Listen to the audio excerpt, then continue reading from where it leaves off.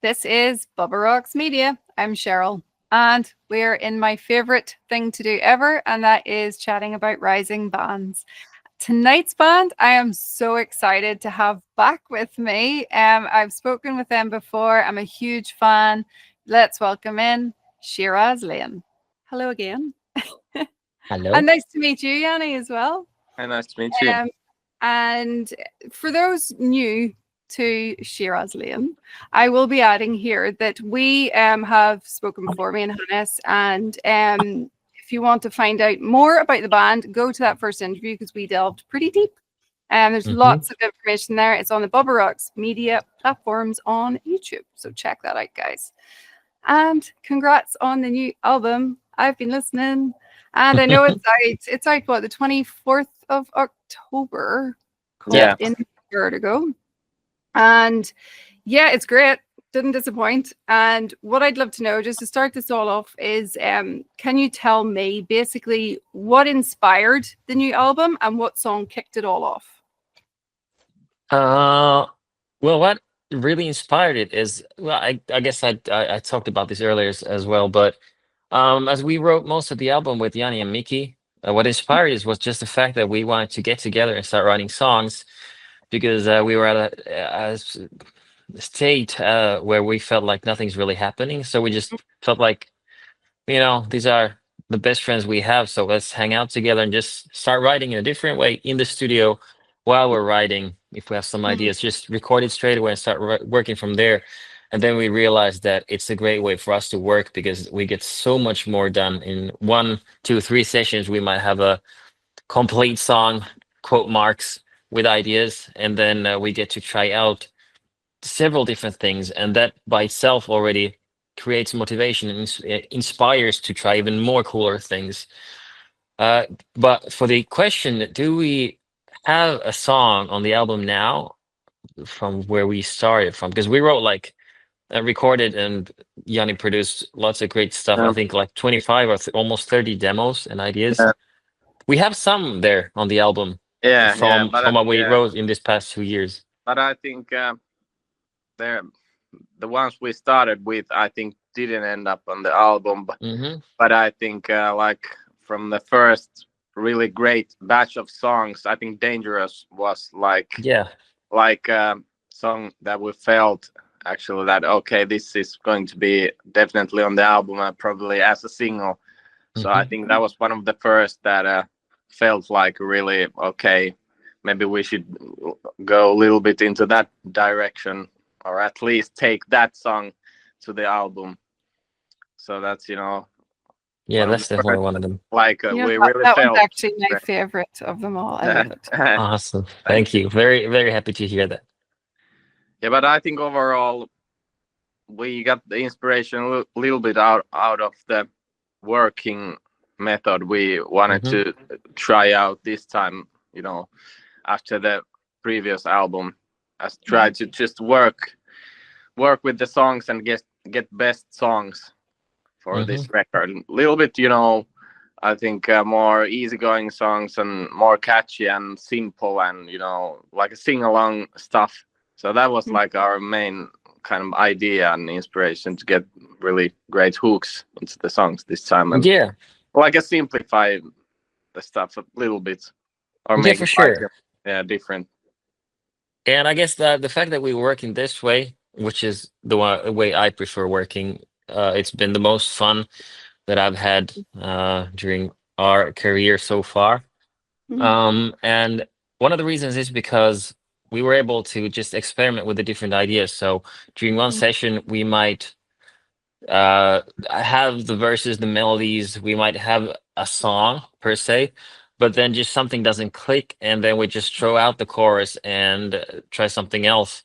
And working this way also with Jani and Mickey really opened up opportunities for songwriting per se by itself, because we were then able to really concentrate on the main thing, which is the melodies, and with the melodies, the vowels, the rhythmics, and then write around those melodies. So that instead of having the vocals and the melodies just be there, and then have the instrumentals, the composition surround it, we did it the other opposite way now, and I really feel like that's why you have all those hooks, and that's why it just hits differently. And I'm very, very excited to play these songs live as well, because I while we're working in this studio, I always think about, okay, I have the crowd in the palm of my hand. What do I want them to feel? Do I want them to be excited? Do I want them to jump up and down, or do I want them to close their eyes and breathe in the music? What do I want to do? And while we're writing, we were able to bring this forth in a different way. And for me as a singer, it was so cool to just try out different things straight away on the spot. It's just so different than, as much as it was fun back in the day to hang out at the rehearsal space.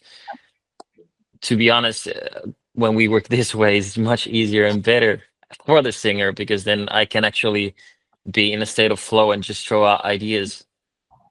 Do you think you'll Fun. do it this way going forward then? Would you prefer to keep going on? I'd prefer this way, to be honest, but there's always exceptions. So I think what we'll have is 80% this, 20% at the rehearsals place, maybe. We'll see. Let's for now, let's concentrate on this fantastic album coming out. It's also like a matter of time and how to use your time, because now we're like really like adults, we don't Busy we have lives. like how would you say it, like only a limited amount of time to use. So So like 10 years ago, we didn't have nothing else to do than sit in the rehearsal room. So now it's like better to that, we just concentrate, like really working with the melodies and song, like producing the song. Then we rehearse it when it's like, exactly. It's When it's a almost finished done. song, So almost. then we just, find our, own groove, put our own groove to it. So it's like natural, and it goes a lot smoother and faster, and I mean, we just take it to the rehearsal space and rearrange it at some parts there, here and there.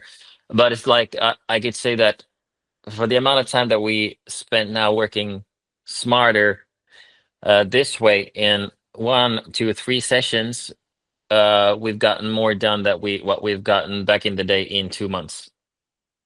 So because we spend lots of time, jamming, and that's fun, but also writing, and then just being stuck in a loop of the same parts in the same song, because we couldn't actually listen to what we were playing and writing in the same way. Yes, we were using our iPhone 4s to record some shitty recordings, but you can't really hear anything from there, especially the vocals. So this way, it's beautiful. I'm very happy with the modern technology and what it what the capabilities are now. And of course, I gotta give extra props to Jani, because he was the one he's actually sitting in front of the computer recording our ideas, and then taking the time to learn how to produce it so that we get our vision out. And it's been a game changer, because I just feel so good. I can say something, I'd like to have some vibe, this vibe, and then he knows what to do. So there's the producer in the making over there. Thanks. I actually did lots of pre-production for the demos, and that I think lots of that stuff also ended up to the actual album, or at least the ideas that Per just probably did some of the stuff just with better sounds and with better samples. But I did lots of producing, or started learning how to be at least a little more professional, or try to listen lots of records, and listen our demos and think like, well, I thought this demo sounded great, but when I compare it to this like a great record, it's like it sounds like shit. So I was like, hey, but somehow if I do this and this, probably let's try. And it's lots of learning and listening music, actually. Lots of that I think you can learn how to produce. From the demos that we produced, and we had great songs that we left out because they just didn't fit the vibe that we're going for. And the produced demos that we had before even taking to pre-production with Per, some of those songs sound better than some of the stuff that we've recorded in the past. So that's fantastic. Of course, you can hear the songwriting evolving on these new songs, but then also the fact that they just we were able, and Jani was able to make them sound really good. Ah, yes. Well, like that's all really cool as well, because like you guys know now that there's a lot of brand new bands like reach out to me to get me to ask bands like you guys who have more experience for advice. So like that's like absolutely valuable right now. What you've just said about, you know, doing it that way. And also Jani, like see for the production side of it, do you have any tools that you could recommend to a brand new band starting out that they could maybe start utilizing now to help them with a better sound? Yeah, I think just I think the main thing that, you know, really gets the whole thing going is just nowadays, I think like GarageBand or Logic. I think those are probably the most easiest like softwares how to, you know, start making your own music. And I think you can also have the GarageBand on iPhone as well. But I think computer is it's more, you know, usable. I would say that. But yeah, it's just, you know, when you start recording anything or just putting out some loops and samples, it starts there, and it's just you just have to do it quite much. And of course, if you're like a guitar player or bass player, whatever, you can try to record your own instrument with a different, you know, probably mic, a real amp, or try to, you know, record some guitars or like amp sims. Lots of, you know, digital stuff nowadays. Just try to record that and, you know, see how it feels, and, you know, try to like have the same sound as the record you like or something like that. It starts there. And at songwriting wise, I think you just have to use your imagination, and if you have like something to say or you want to feel like you want to create something, I think it's all about that. It's, you know, you can't force it, or, you know, you need to have some, you know, ideas and, you know, something like a vision or something like that. But and also all those digital and technical stuff, it's like a tool for you to like use your creativity. Yeah. And creativity, I gotta also add that, because when you're writing your songs, you're composing, there's no rights or no wrongs. Like Jani said, it's just all in your imagination, and just trying to find your own sound. And your own sound is usually a combination of different things that you love from different artists, but instead of just, you know, trying to do what someone else has already done, find your own thing. And so but that's why it's great. There's no right and no wrong, because there's always gonna be some haters out there they're not gonna like your stuff. It doesn't matter, because at the end of the day, you're gonna write for yourself, and if you love it, then there are certain to be some people that will love it as well. So you win either way. Well said. Well, on that, we're going to play our first song, and that is Live a Little More. Don't you wanna see the sunrise and get high in a fancy car? Have a little red wine. And that song is super catchy. Absolutely love it. And of course, your vocals, the way you go up and stuff, you know, I love that kind of vocal. But can you tell me, both of you, what is your favorite thing about this song? If you want to start, Jani, then I can go. Yeah.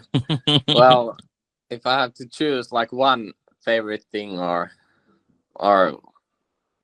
only one thing. No, I'm kidding. Whatever you want. I think I really love how the vocals ended up with this one. Like the melody, it's so catchy, and with the lyrics, it turned out to be really, really, really good. I really love it, and I still have to say the guitar solo, because it's like the first like a slide guitar solo I've recorded, I think. Love it. And I think I really like it. It has lots of like emotion, like lots of feeling, you know, to it. So I'm really happy about it, how it turned out. Jani chose the exact same things I was about to say. But I have something to add as well. But yeah, definitely the vocals. I'm very happy with the melodies because finally I was able to show my lower scale because people always come to me, how can you sing so high? And I've always been able to sing low as well, but now we finally had a composition where I can show it actually even more.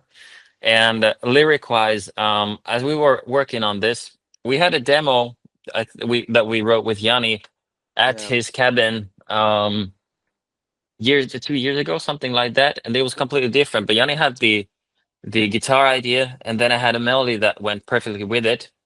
And then we started working on the composition from there and working with the production and the whole thing. But we ended up, it was quite kind of different from what it's now because the theme was quite sad. Yeah. So we ended up just trying to wanted to do something different. And lyric wise, as we were at the studio during pre-production, I think it was, we decided Yeah, to let's just, we have lots of great things. Let's just rework something. So at this time I was working at a bank, believe it or not. And nowadays I work with kids, and working at a bank is like working with kids, but they're adults. And so I prefer real kids. Working with them and teaching them is way easier and more fun. And so I decided to write about the verses about that theme, the feeling of not wanting to get up. It's another freaking Monday, the same people, the same faces with their same suits and fake smiles, and just wanted to go through the week and at the same time think about the fact that while you're in these places, it doesn't have to be a workplace or anything else, but we all have our dreams and we all wish in Shiraz Lane. We wish that people would actually take that leap of faith and just, that's why I'm questioning. Don't you want to see the sunrise and get high in a fancy car? Don't you want to do these cool things? Because I know we all want to do these things. And that then combined with the beautiful, beautiful slide guitar solo by Jani. Oh, Lord. When I heard it the first time, still when I think about it, I get goosebumps. And I'm in the band. I get to listen to this for all these years to come. I'm so happy. Oh, man. It's just one of those songs that I'm very happy that we were able to bring it out from ourselves. And also, I'm very happy, as we were speaking about songwriting and inspiration previously before we play the song. You can definitely hear my and Jani's love for Nickelback on this song, because I've been listening to Nickelback throughout the years when people love to hate on them while they were still living in their mansions because of the hate.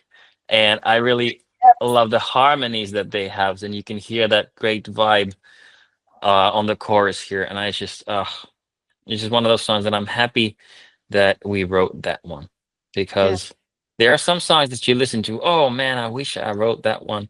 Now we have this ourselves. It's ours. It is an absolutely brilliant song. And speaking of Nickelback and people not liking to like them, this is something that I've been getting a lot of lately, and I'm trying to put a stop to this because it's something I had to face as well, and that's gatekeeping and elitists in music. For me, it was I was metaler and I was into Slayer and Sepultura and all those types of bands, right? But new metal came out when it started, and I got into it. I was loving Slipknot, Linkin Park, all that kind of stuff as well. But in that time, all the elitists would give you a serious roasting for admitting that you liked any new metal stuff. And they called it baby metal before the band Baby Metal, right? They called it kiddie metal. You just weren't allowed to like it, basically, and you get slagging for it. But fast forward the 20 years to now, these bands are legacy bands in their own right. So they're now considered cool. And these bands and the people who give me a roasting are now saying that they used to like them. And you're like, Oh yeah. So the whole gatekeeping thing is absolute bullshit, because to me, you know, you like what you want to like. If music speaks to you, it doesn't matter who the band is or the song or whatever, you know, you should just be able to like it. So have you guys faced this in the past? And what would you advise to these kids who maybe are facing it now and are afraid to like a band or say that they like a band?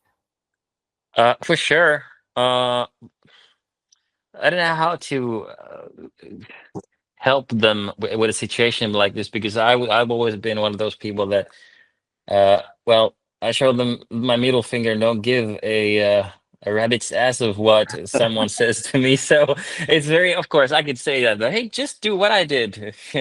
But it's not always that easy. Some are just born that way.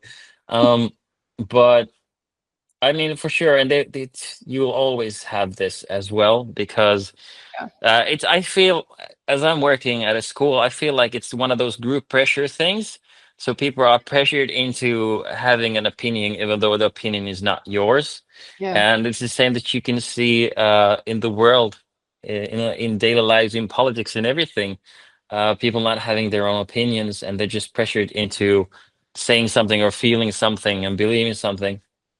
So saying, well, I guess I just gotta go with what I started with. Just fuck it all. Be yourself. Enjoy what you would enjoy.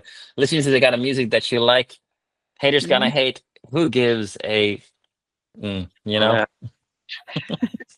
Yeah, it's a little, It's a tricky question. yeah, it's a weird, also a little bit like a weird thing. But I can, you know, remember when I was a kid, back in school, it was like, you know, okay, if you like this band is cool, and all the cool people, you know, they like these bands, or it's like these are the real bands.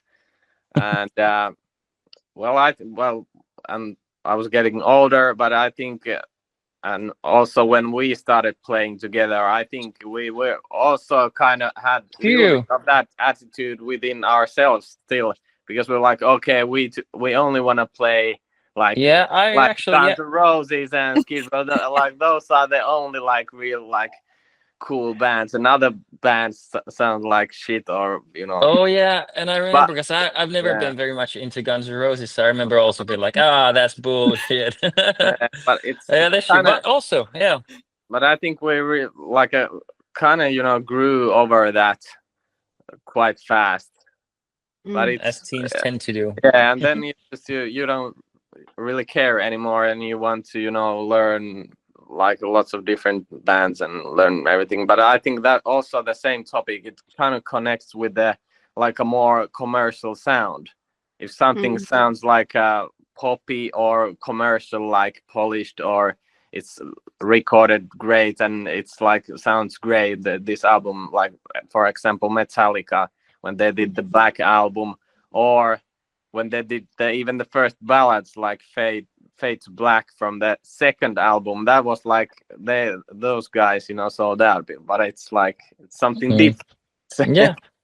But it's also weird thing that that kind of attitude stings within the metal, you know, like metal people. But also there are lots of like metal bands that combine like pop elements and whatever, and it's still like okay to mix stuff, but it's still, for some metal people, it's like, no, you need to play only this type of metal.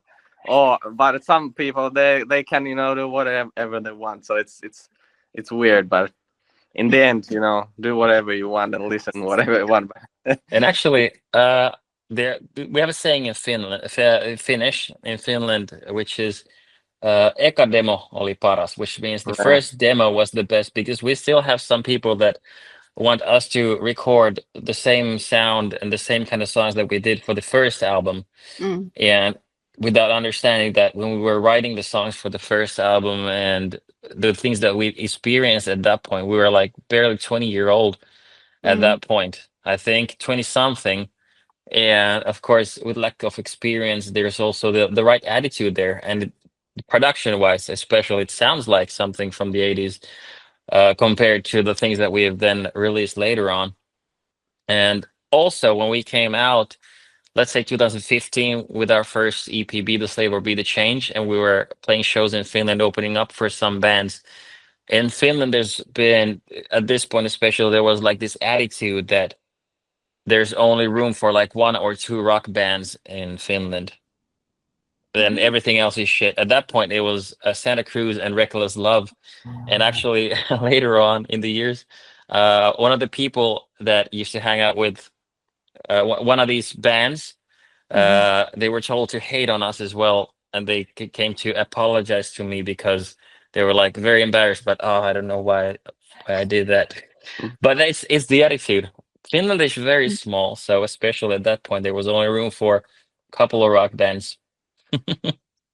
There's also one funny story when we were recording these songs. Now I think we were starting to record some drums for these. I think for these songs for this album with our producer, and we were like thinking back to 2017 when we started working with him for the first time with the Carnival Days, and he was like, yeah, you guys were so like sleaze rockers, and no, we can't do this type of thing to these songs. No, we can't use those sounds. No, it needs to be just like, you know, this like sleaze rock sound over. And now, and compared to now, we're more open to everything, and you know, so yeah, we're also want laughing to do like, those. oh, you know, things have changed a little bit, and you're not too, you know, strict with some rules, you know, like Yeah, we're more open-minded. With years of experience comes open-mindedness. Yeah. It's very true. Funny. That's so true, actually. But like the other thing I want to talk about, you mentioned there about Finland being small too, though, but you have a tour coming up in Finland, isn't that right? Is it October? Yeah, we got some shows coming up in Finland. I've quite a lot of Finnish followers as well, and I've had some DMs from UK fans and Finnish fans, and I've had them like some of them haven't seen you play yet, and they want to know what to expect from a live show from Shiraz Lane. Oh, that's nice. Well, first of all, welcome to the shows. Real raw energy. I compare going to live shows in general to a spiritual experience. And I've always said that the priests used to be the biggest rock stars because they have these great ceremonies. And now as you come to a Shiraz Lane show, you'll get to experience that. But what we prescribe and give is peace, love, and rock and roll. So you come to the shows, you smile, you might cry, but you'll definitely leave with a smile on your face. Love it. Yeah, definitely. It's going to be a lot of fun at our shows, and this time with the new songs, it's a lot of, you know, party songs and songs you can sing along, and you know, but also some mellow ones to, you know, create different kind of, you know, dynamics and emotions. That's always been like our thing as a live band, you know. Oh yeah, but it's going to be great, and we are a really good live band, so I think people will enjoy, and we have lots of experience playing live, so it's been, you know, developing over the years. I don't even know how many couple of hundred shows. Yeah, never mind. So we're now, you know, on our peak and at our best. But yeah, you can't say that. We're not at our peak. The peak is yet to come. At the point of our career, and also, at this one, different than the peak so far. Yeah. All the hundreds and hundreds of hours we spent together, rehearsal spaces and on the road and playing shows. It can be felt. Yeah. And I'm very, very excited to get back on stage. Very excited also to get back to singing. I haven't sang a single note yet since I got sick. But well, that's a lie, because I've started to sing this week, some small things, because I have a plan ready at the beginning of next month. So next week I'll start preparing my voice for the upcoming shows. And I'm really, really excited because singing is one of those things for me. It's like breathing. And I need to do it. Yeah. Well, I am excited to see video footage because I still haven't got to see his live. Yes. We are coming to Helsinki next year. We're coming for Tuska. So if you have anything in and around that, We will Yeah. definitely come and see you. And actually, speaking of it, we missed you guys because you were in the UK, and I'm fuming that I missed you. I know it went really well because I've seen all the feedback and people I know, and loads of people went to see you. And I've had a few messages actually from some fans. One of them has asked, well, a few of them have asked, are you coming back to the UK anytime soon? So we'll ask that one first, and then I have another one to ask you from a fan.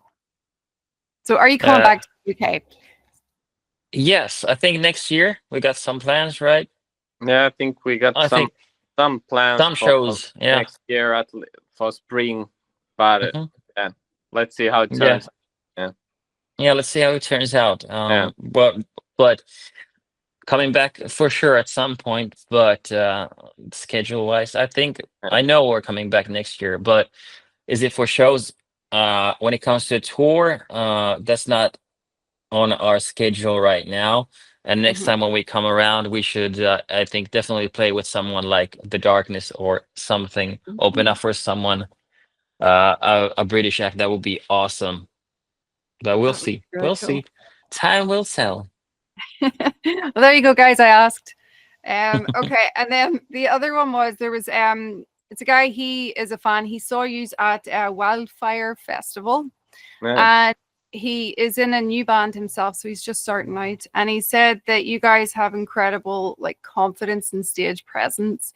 And the thing that he wants to ask you is, do you have tips for pre-stage nerves? Because he says that's what he's basically trying to overcome at the moment, and also to be able to project that type of confidence on stage.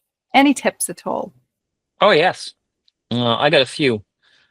First of all, if you're nervous before the show, the physical sensation of being nervous, it can either be negative or positive. It's both sides of the same coin. It's nervous, or on the other side is excitement. So just play some mind games on yourself and realize that you're not nervous for something to go wrong. You're actually excited. And if something goes wrong, it's not the end of the world. That's just the way it is. It's rock and roll. And another tip that I actually do, well, on a daily basis in general, breathing exercises. So instead of me now doing a breathing exercise for someone that might listen to this, I just suggest that go on YouTube and check out Wim Hof. So Wim Hof, you'll find lots of breathing exercises from this one dude. I've been doing Wim Hof breathing for several years now. It's pretty much very simple. You breathe in 30 times, then you don't breathe for a while. So you just breathe it out. Then you might be just sitting there wondering what's going on for a minute and a half. Then you do it again. You do it 3 to 4 to 5 to 6 to 7 times. And the more you do this, you'll realize the longer you can stay without breathing. And the longest I've done is like almost 4 minutes, which feels weird because there's no sense of needing to breathe. You're just sitting there. What I usually do, I read at the same time. So then you read, at some point you need to breathe again. But Wim Hof, check it out. It's very, very simple. It's going to feel kind of freaky the first times. But this is something that I teach my vocal students. This is something I taught my family members as well, because it helps with nerves. It just helps with everything pretty much. It's mind-blowing, really. Wim Hof, check it out, dude. Awesome. Yeah, I think those were like probably some more professional like ideas that I could come up with. But I think but you just need to go there, and if you have been practicing and you have like a band, you just need to have like a good spirit within your band, and try to find a good vibe, and okay, now we're going to rock together and it's going to be amazing. And I think it's also comes a little bit with like a time when you do it, lots of times, many times go to the stage, you can really get kind of, it's also like a learning thing. You need to learn that stage presence. You need to practice it. You need to do it, many times to be like a really confident there. So it's yeah, it happens exactly that. with the time. It happens with the time, I think. Oh, Yeah. and one really good thing to understand, especially in the rock and roll world, is uh, don't practice while being drunk or don't practice while being tipsy, because that's the sensation then you'll always require when going on stage.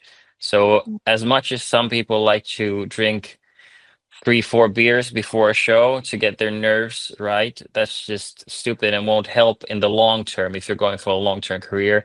Yeah. So practice how to swim in this pool of emotions while being sober. It's completely okay, of course, to have a beer or two during the show or before the show, whatever. You do you. I'm not preaching, but I'm just saying don't depend on any substances to get Mhm. a state of mind that you need to perform at your best, because that's where you actually get the greatest kicks, when you are actually there live without any other things, and you just get to feel the feel good chemicals pumping throughout your body as you're rocking the world with your brothers and sisters. I think that's really Yeah. well said, actually. Yeah. Mm? Yeah, and believe it or not, but you know, we have also like a video recording of our first show, and it's Oh, looks like it's shit, actually. So you know, it's not you that need to bad. start It's from just semi somewhere. bad. Yeah, I remember I was just looking at the floor, then I had my eyes closed. That was it. That was it. Yeah, but that's the way it's supposed to go. Well, look, we're going to play another song. This time it's Plastic Heart. You're beautiful lies. And we're back. I actually really love that song. And I'm kind of curious. You kind of mentioned it a wee bit earlier there about selecting songs for the album. Is there like something you've learned over the years? Is it an instinct to know what songs to hold aside or bin, and what ones to include? Is there a technique to it, or is it just a gut feeling? It's a gut feeling for sure. You gotta look at all the songs that you have, and there's some of them just pop out in different way. There might be a song that's quote unquote better that we have to leave out, but it just doesn't fit the dynamics. For instance, we got a song that would be the perfect choice for a next Disney animation, just because we decided to why not write one of those kind of songs. We've never done that before. It's glorious, but it definitely didn't fit the vibe of this album, so we left it out. Mhm. But it's a gut feeling, I'd say, instinct. But at the same time, of course, you can also look at it from a point of view of like, okay, what are you trying to gain with these different emotions? How does the dynamics work? Um, and that's a fun thing, of course, because then it's a matter of taste as well. And when we pick the songs for the album, we of course discuss these things with the whole band, and we make our list, and then we also make the listing of the songs, how we want to create the dynamics for the album. So that these are things that we discuss together as well. Yeah, I think with all of our albums, it's like we want to find like uh, the songs for the album to sound a little bit like different from each other, to create like nice package, to be like not the same song over again. So I think in our band, it's like always helps to to think a little bit like, okay, what about after this song, if you put this, would create more drive to the album, or after this you'd want to mellow down a bit. So I think that's like a technique that we use or have been using. But I think overall, if you start to you have lots of demos, of course, some songs, they just like feel more ready and like just better now, so you will instantly like pick those songs out first and then just figure out the rest. Yeah, because sometimes you also, especially now with the way we've been writing, like as Jani said at the beginning, we are living our adult lives with families and responsibilities and lots of things that Yeah. we want to do.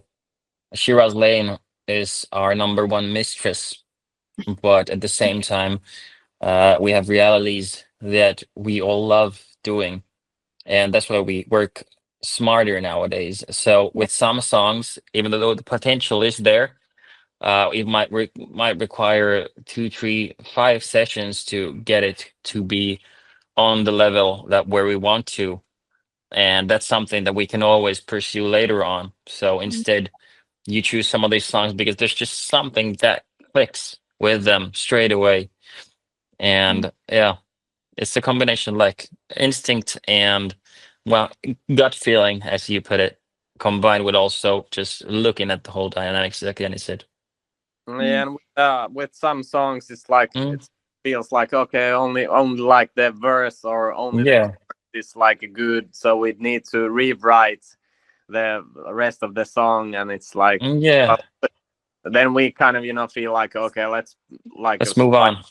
let's move on with and leave it there, and we can always come back to our demo folder and listen the song and think, oh, okay, that's a great chorus, let's just take the chorus and start building something around it later Yeah. on. Yeah, And with fresh ears, yeah, you can hear things that you couldn't hear 6 months before. And at some points, like, you might feel like, okay, we need to fix the composition of this because the vibe is too dark, or the vibe is just doesn't fit the melodies. So you can always circle back and look at it from a different point of view with more experienced eyes and ears and later on. And that's something we'll definitely do as well, because I've been obviously listening to all the demos, and we did pick all the right songs, and listening to the demos of these songs as well, just to see, okay, what happened? How did it become this now? Wow, this is amazing. In Vertigo, out now. It's beautiful. Well said. Awesome. So the other thing that I wanted to ask is, this actually comes from a lot of new bands that message me as well. Again, I'm always going back to the new bands because we need them to keep coming and not give up. And a common question they're asking me to ask you guys is about writer's block. If you ever face writer's block as songwriters, and if you do you like come together as a band to try to work through it? Is there tips or tricks even to try to get past writer's block? Yes, there are. And writer's block per se is well, how do I put this? It's a real thing, but it's also not a real thing. It's a real thing as in you literally get blocked, you don't know where to go, but what you usually need is just to take a break and start working on this for a while and do something completely else, because that way your brain is constantly working on it in the background. So an idea might come in a day or two, or it might come during the night, which happens to me sometimes. I dream of songs, and then I am lucky enough to wake up and then record whatever idea I had, and that's super cool. But writer's block by itself is just doing something completely else. Or let's say you have a composition you're working on, a song you're working on, and suddenly you're completely stuck. You don't know what to do. What you should do is go completely the other way than what you're actually trying to go for. Instead of doing what many people do, is let's write a hit song. Don't try to write a hit song. I don't remember which musician it was, but he said that he is constantly trying to write the shittiest song that he can with the weirdest sounds, because that's where he finds lots of inspiration for cool things. So instead of trying to force the good thing, he goes the other way and tries to come up with something horrible, and that's how he finds some good ideas. Yeah. Go on. Like one of the reasons you might like suffer from the writer's block is like probably like that you have like a thing in your mind that you need to write, or you need to write this type of music, or it needs to be like this or that. Then your brains start to I think work like in a wrong way. Yeah. It doesn't come naturally, and it ends up being like too like well thought out. Of course, you need work with the music, and you can really dive deep into the stuff like melodies and lyrics and everything, and you need to do that also. But like as an inspiration and when you as a starting point, when you're trying too much, I think that's like might be the main problem. Overthinking. Overthinking, and like, oh no, I need to write this type of song, and then it usually is like sounds like it's like a forced or so. I think also what I like to do, probably I don't listen that original demo or whatever. I don't listen my own music. I listen, well, not any music, but maybe something just completely different, and then pick up a guitar, just not like, okay, now I'm going to write, just just play it randomly, and then you might just have like a idea or inspiration out from some other music or band, and or just playing some chords and like, hey, what's that, and that's like your original ideas, where they come from. Then you can start working again if you like the sound or whatever idea. It just it comes naturally. You just can't force it, but somehow you might be stuck a little bit and just have a small break or do something different, or just leave that song out and move on to the next one. Not everything needs to be like a hit song, and can be you can just leave it there sometimes, and it's best. Yeah, exactly. Well said. That's really great advice, guys. Thank you so much. And actually, with that, we're going to play another song. We're going to go on with Bullshit.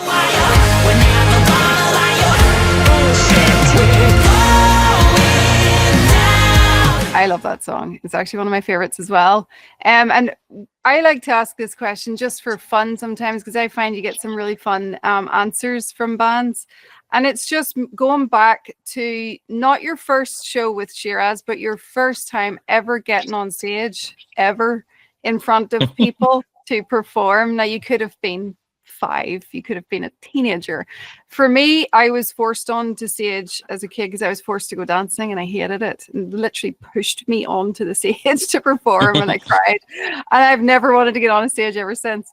But you guys, obviously, whatever you've done, it has stayed with you, and you want to keep going. So do you have a fond memory, or did something happen that just kind of unlocked something inside you to go, yes, this is it for me? Oh yeah, I definitely do. Jani, you want to go first? Yeah, I think I was on the 5th grade or something, and I had just I started learning guitar, and we had lots of this type of live music gigs in our school, and school bands, and we played lots in our high school. So I think that was the thing when we had our first a song rehearsed and performed that. I think that was the spark for me, and I was 11 or 12 or something like that. So Nice. So cool. Tiny. Yeah. So cute. But I had some really small guitar solo there also. Oh, of course you did. That's Yeah. my Nice. brother. Yeah. I remember this quite vividly. So back on 9th grade, so that means I'm 15 or something, I think. Maybe 14, 15. That was the first time I actually picked up a mic and sang in a mic. And at this point, for some reason, I was playing in a school band with some guys, and they asked me if I can sing. I said I don't know, and they decided that, okay, yes you can. Here's the mic. Let's try 18 and Life.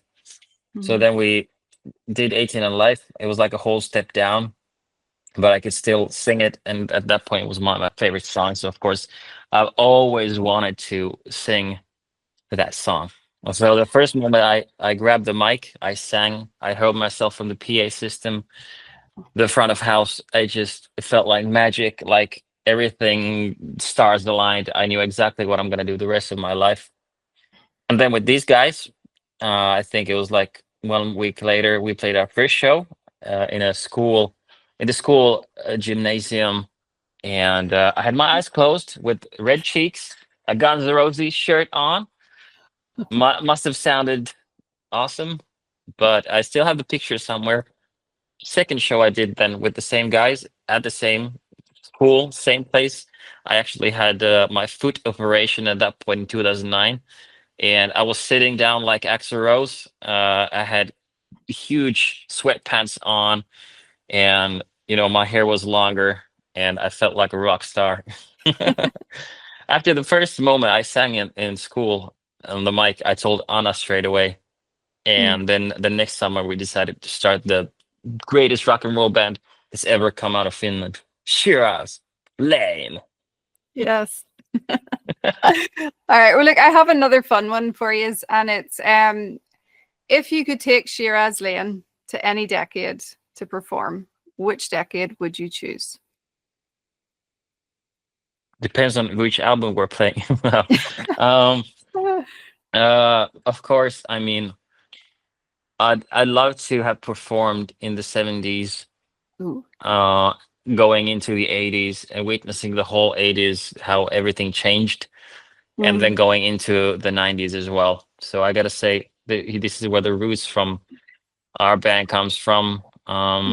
So I just gotta go. I'd like to have been there to challenge Bon Jovi and Skid Row, to hang out with Michael Jackson, hang out with Freddie Mercury, being a part of his crazy parties. It would have been nice.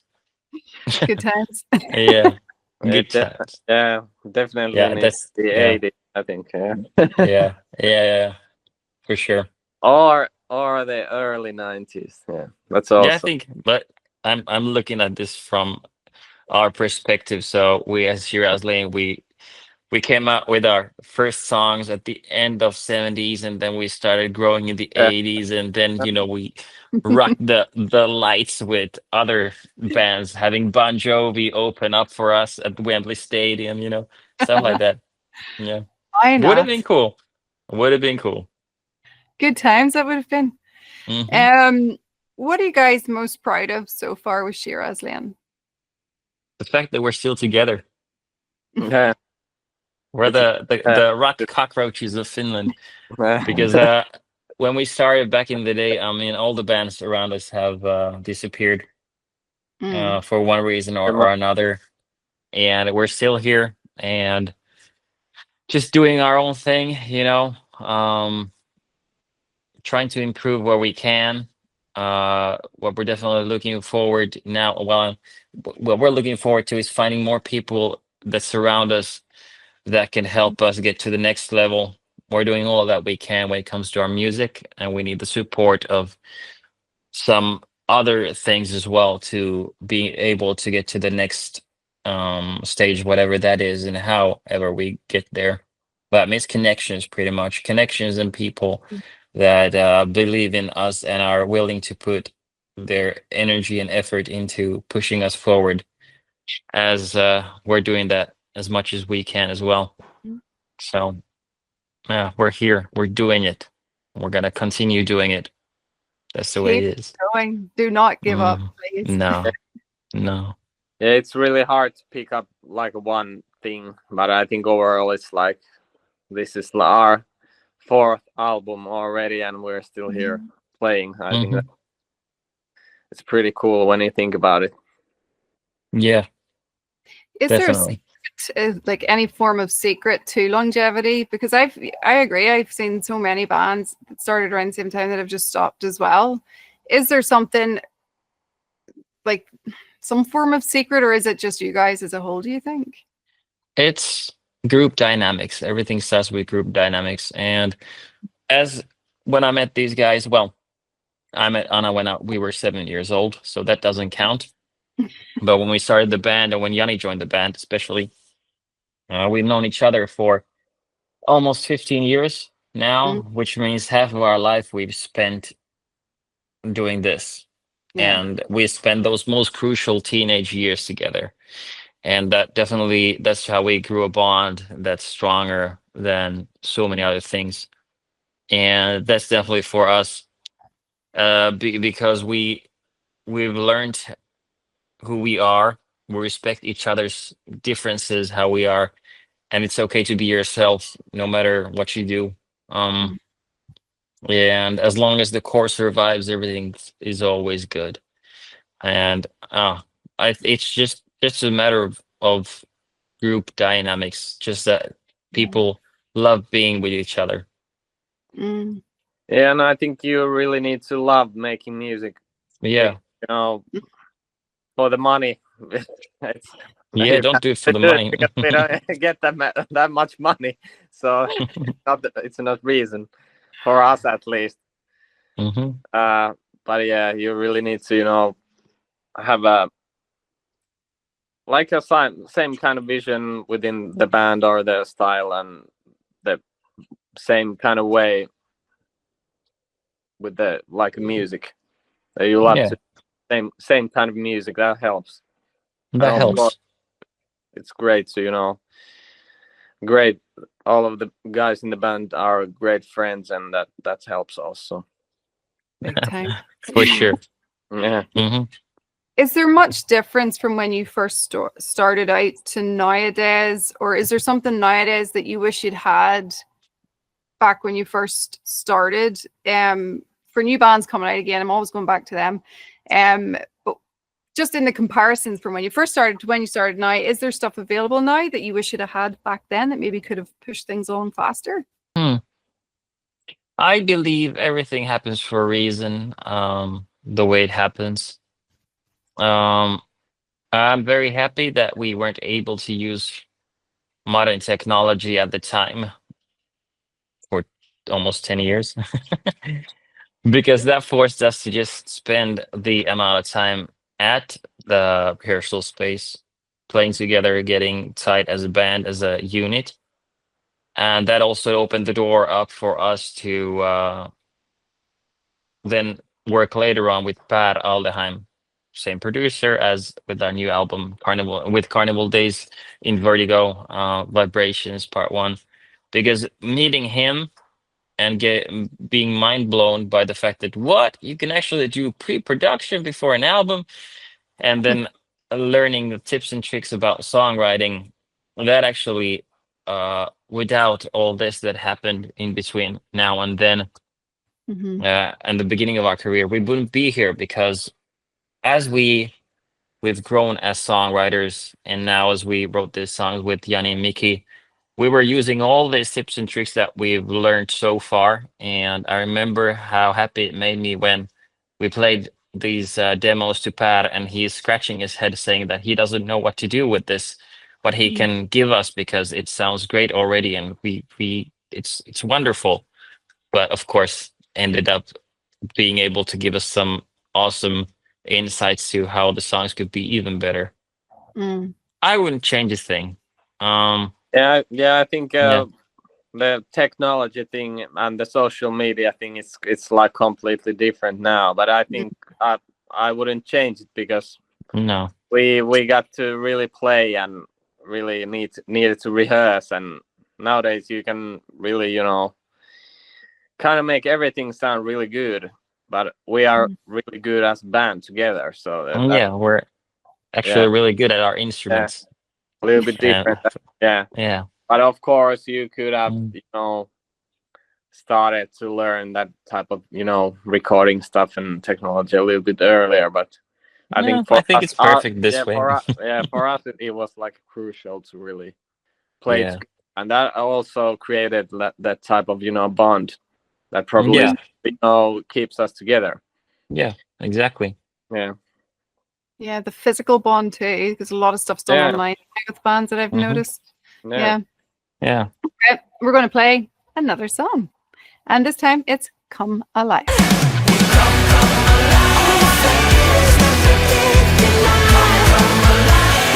And we're back. And Jani, I want to ask you this one. Being a guitar player, do you have a guitar that you would recommend for kids who have just picked up the guitar to start learning. Now I am learning guitar, guys. I am Yeah. learning with one finger. Nirvana, come as you are. I'm working on that one. I'm starting there. I'm working my way up. But it's hard. It's really, really hard.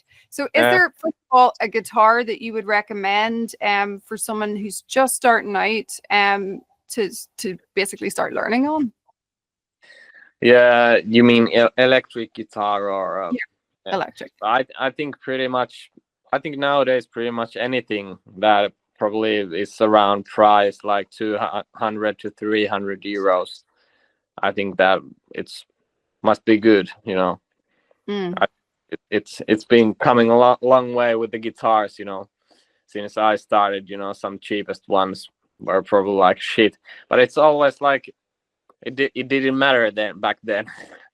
But you know, I think if you just put it there like a couple of €100, it's great, and you just, you know, choose whatever you like, how to look, or you know, and you can go out and try different guitars and what kind of, you know, feels best to you or looks best. You know, I think it's like important to, you know, to make it feel you like you're inspired by the guitar. I want to play this guitar. You need to find your own, you know, thing there.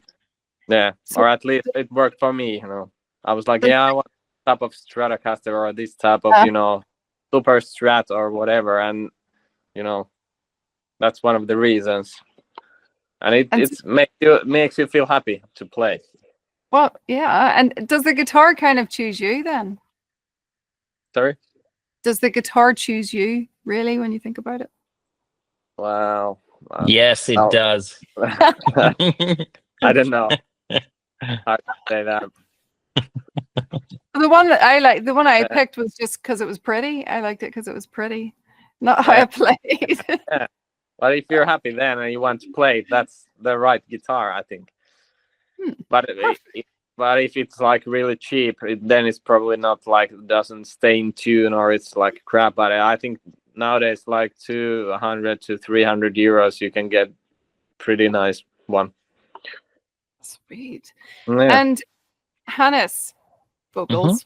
We have to talk of your vocals. They're insane, right? And you did mention, and I know we've talked about this before, that you're a vocal coach as well. And this is another question I've had kids messaging me, and it's, do you have a tip that they can utilize to help test their vocal boundaries without damaging their vocals? Yeah, so talking about vocal range then. Yeah. Without damaging, as I'm not there physically checking what they're doing, I can't promise that it won't damage them, but it's pretty, if it hurts, it's not good. Let's go with that. Very basic exercise, something that all the babies do when they're born at some point. So they scream, but they also do lip burbles. So a very simple sound, and if done correctly, when you're hanging out with your boys, it can be very annoying as well. So just go with lip burbles. There are different forms of this as well, so I go with the basic one. If you can't, well, you can't see me now, you can just hear my beautiful voice, but when you're doing burbles, you can also pinch your cheeks. That helps quite a lot with your lips, and just start playing around with that. And also, if you're able to, if you have a piano, or if not, well, YouTube is filled with piano stuff where you can check the ranges out. But just try to go higher and higher, doing a scale, perhaps, na na na na na na na na na, etc., etc., and just see where you end up. This is literally what I did. So I recorded exactly that for me, and I recorded like 4 octaves, so very low, very high, and I used that as a warming up thing for years and years and years, just because, well, at this point I didn't have YouTube or anything else like that, so I just had my own recording of that, and I used that every single day. And before recording, I remember while we were recording the first album, I did the exact that exact same thing while doing lip verbals and also doing squats at the same time, because when you're squatting, you're also activating your diaphragm, so your core, which you need for your breathing and singing. So, yeah, lip verbals and different kinds of exercise. There are so many more that I could talk about, but then we'd be here tomorrow. So instead, if someone's interested and they have these questions, they can contact me directly on Instagram. So Hannes Kett, you can Instagram direct message me there, and then I'm happy to answer these questions, because there's so much more that I could give, but that's the most basic one. Yeah, that's it. Awesome. Yeah, this is going on YouTube as well, so I'll link all that in. Is it? Yeah, awesome. To go and check out. I've got another wee fun question for you, because we're going to have to wrap this up soon. Not that I want to, because we could talk all night. But this one's fun. It's studio superstitions. Like I spoke to, I still can't remember who the drummer was, but he told me that to go into the studio, he had to have a certain stool. He would not bring any other stool. And if he didn't have that one, he wouldn't record. There's another singer, I believe, and he wouldn't brush his hair and before going into the studio. And then the late, great Ozzy Osbourne himself said that he has to sacrifice a firstborn before he'll go in the studio. But do you guys have any superstitions yet with the studio, or is that to come? I've never thought about the studio to be a stressful place. It's a place of excitement and creativity for me.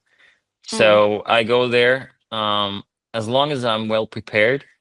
I know what I'm going to do, and I know that I can overthink it, or then I can overcome these fears and just use my mental games on myself and just rock and do the greatest things ever. For instance, when I listen to Plastic Heart, the pre-solo scream is one take, and I told Pat, let's go record this now. I'm going to do it in one take. You'll see. It was like, no, can we do it tomorrow? Let's not do it now. I said, no, we're doing it now. I did it in one take, and then we went home. Damn. Just because I said, no, I'm going to do it. I'm going to show you. Yeah. No superstitions for me. I ever thought about that, but well, elite NHL players and football players have all these superstitions as well. So musicians might as well always also have them. Jani, do you have any superstitions of this sort? Not that type of, not anything big. I think it's mostly being probably like if I have like my own guitar, I want to use that one in the studio for some songs. But still, when it's sometimes it doesn't matter. It gets different if the song needs a little bit different sound or something like that, like heavier sound or clean. You just need to try out different guitars and go with it. So it doesn't matter. But I think it might have been for some. I'm not that sure if it was on some recording, but I think I was using only the same guitar pick. Yeah. For all the songs. I think I was like, I need to have that, for the whole session or something like that. Or when I tried to, go to the music store to buy some new picks, I was like, oh, they don't have the red ones. I wanted the red ones. Oh, that's true. You always talk about the red ones with me. Yeah, too. Those are the good ones, even I know. Then I was like, oh, well, then I probably just need to buy the black ones. But then I figured out the black ones, they're not the same material as the red one. Then I was like, whoa, I can't buy those. It needs to be the red one. But I ended up buying the black ones, and it didn't matter. Yeah, but I got a little bit superstitious probably there. There's something there, which is up to hear.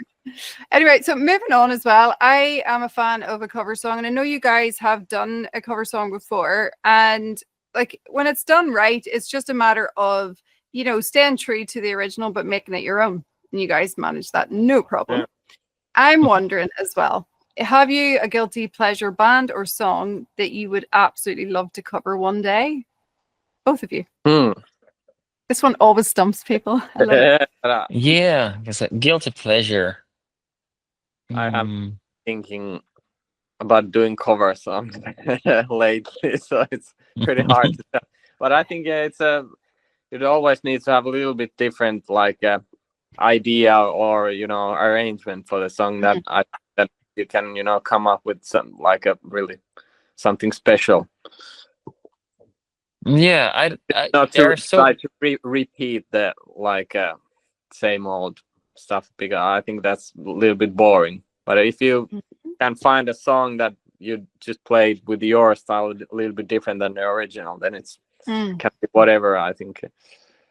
Yeah, exactly. I remember because we've been as you mentioned, we've done some covers, and there are some songs that we were thinking about doing, which we actually played around with as well, and ended up not doing.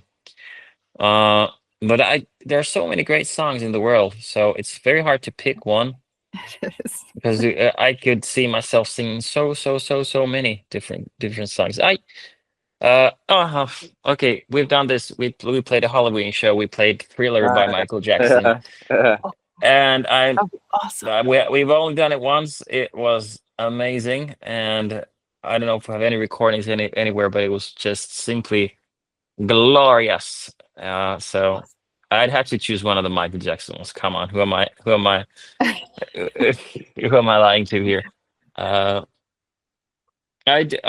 gonna go with Michael Jackson, Blood on the Dance Floor, but I'm gonna take it up a notch, give it some new cool things. I love the harmonies in that one, and I love the composition and the dynamics of the vocals there because there's lots of whispering, but then there's also low harmonies, there's high harmonies. Oh yeah, I love this song. It's one of my favorites. Yeah. He was a genius. Yeah. And he still is. His music lives on forever. When I was a kid, I used to love his one. When he was a kid, actually, I don't know if you know it, the song Ben. Yeah. It was about a mouse that he was best friends with. Yeah. I love that Beautiful. song and melody. Beautiful song. Anyway, so we're going to actually be playing out with my favorite, and it's Dangerous. And before we do, I would like to just finish with asking you guys, what do you hope that fans of now and fans of 20 to 50 years from now take from Shiraz Lane? I hope if we're able to give you a peace of mind in moments of struggles, if we're able to put a smile on your face or help you cry when you feel like you need to, then we've done good enough. I'm just happy and grateful and blessed that we're here right now doing what we do, still together, releasing In Vertigo, and just seeing where the road takes us. I'm just very, very happy that through the fact that we've been able to record music in a way we're eternal, and that's beautiful. Yeah. It's magical. Yeah. That's it. Thank you for listening. Yeah. Yeah, I hope people can, if they listen to songs now or 20 years later, they can find some kind of emotion or thing that we left into the recordings, and they can enjoy it. They can take song and carry on the song through their whole life, and pass it on to some other people. I think that would be really nice if people can find at least some song. It doesn't have to be like you don't even need to be our fan to like every song, just some song, and if hit you, then it's there. So that would be really nice if people can find some joy. Yeah, whatever hits the spot, floats your boat. Well, guys, thank you so much for hanging out with me. Thank All right. you. Thank you. And here it is, Dangerous. Yeah.